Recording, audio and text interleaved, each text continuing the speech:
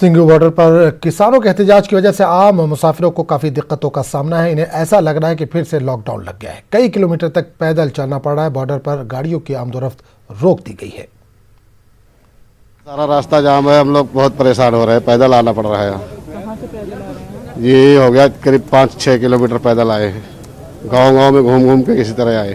कोई गाड़ी मिल नहीं रही? जी नहीं मिल रही कोई गाड़ी। बहुत दिक्कत हो रही, पब्लिक को बहुत दिक्कत हो रही से। कितनी परेशानी हुई रास्ते में? परेशानी तो कम से कम एक आधे पौन घंटे से पैदल चला गया रहा। अच्छा, तो कितना परेशानी आपने सामने किया? गाड़ी वगैरह क्या नहीं मिली? गाड़ी बस से आया वहाँ तो ये मुरथल से पहले, वहाँ के बाद फिर यहाँ से टेम्पो से आया, गांव से घूम के फिर यहाँ से प्योर से पैदल आ रहा। परेशानी ये रोडवेज नहीं मिली है।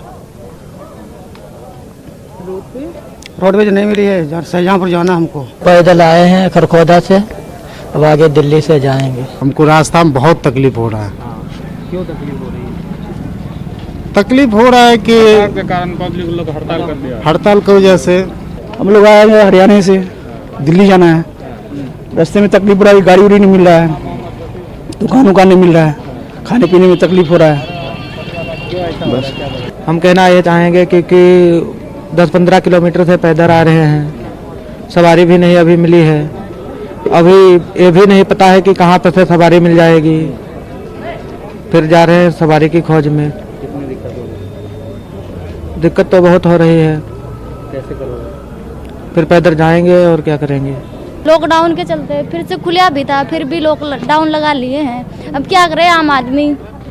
क्या करना चाहिए? पता नहीं क्यों हो रहा है, हमें खुद नहीं पता क्या हो रहा है। फिर क्या करें, कुछ समझ में ही ना। अगर आम आदमी कैसे बताएगा? कैसे जाएंगे? कैसे जाएंगे? देखो कैसे जाएंगे, हमारे पास तो कोई है नहीं साधन। अब देखते हैं कैसे जाते हैं।